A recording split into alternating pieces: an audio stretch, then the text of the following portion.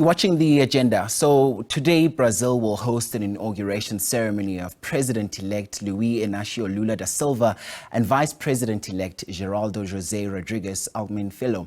Now, both the Ministers of International Relations, Dr Naledi Pandor, and Cooperative Governance, Dr Nkosazana Dlamini-Zuma, are expected to attend. We're now joined via Zoom by the Chargé d'Affaires at the Brazilian Embassy in South Africa, Felix Baes de Faria. Thank you so much for your time on the agenda this morning. So now Brazil has two big global stories this week. Perhaps let's just start off with the ending of the period of mourning for the soccer legend Pele. What happens now in the lead up to the funeral?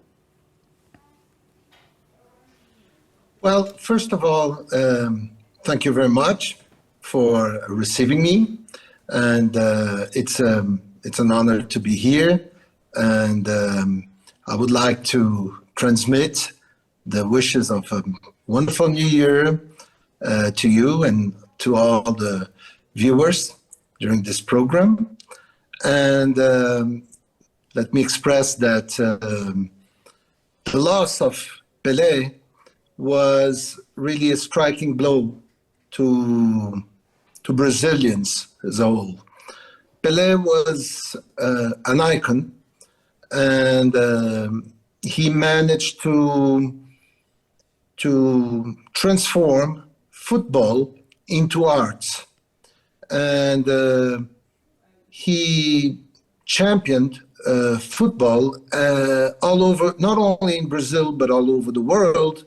And after his passing, Brazil received many messages. We were very much touched with all the tributes worldwide that were given to him. And Pele's image is truly the image that Brazil has abroad. So this is really a sad moment for us. And Pele also transmits the true values of Brazilians, which is commitment, courage, and resilience. And I would like very much to ask the followers, the viewers of this broadcast, to follow our Instagram page, where there is a beautiful picture posted with Pele and President Nelson Mandela, a moment when Pele had the opportunity to give to President Mandela a shirt with his own number 10, and it was a very, it illustrates how much Brazil and South Africa are close. Absolutely, and you're giving us some great reflections there, and these are also, part of some of the conversations that were had since the news broke that he had passed on. So now let's go back to the story of the day now. What is the mood like back at home with the inauguration of former President Luiz Inacio Lula da Silva?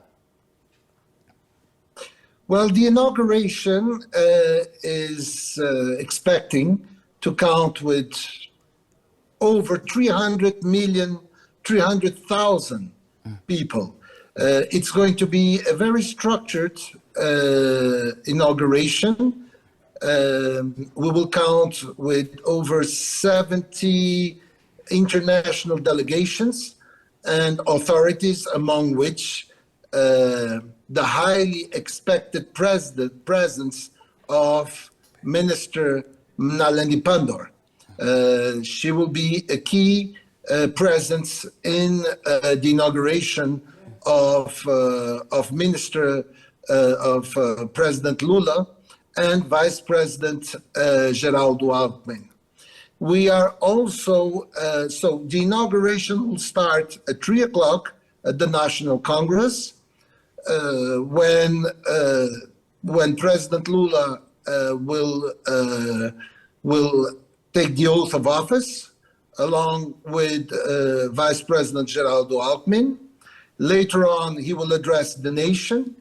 And at 7:30, p.m. Brazilian time, he will host a reception for the international delegations and authorities at Itamaraty Palace in the Ministry of Foreign Affairs.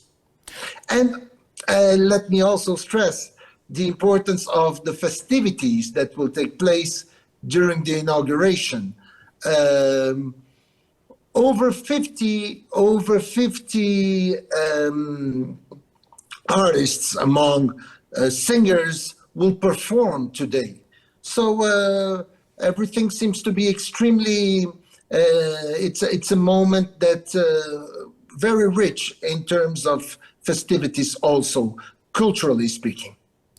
It sounds like quite a spectacle. Now, on the one hand, we have a group who is happy about the festivities that are going to be happening. On the other, there's another group that is not really happy. So how will the government handle the section of the community that is reportedly unhappy at the loss and the departure of President Bolsonaro?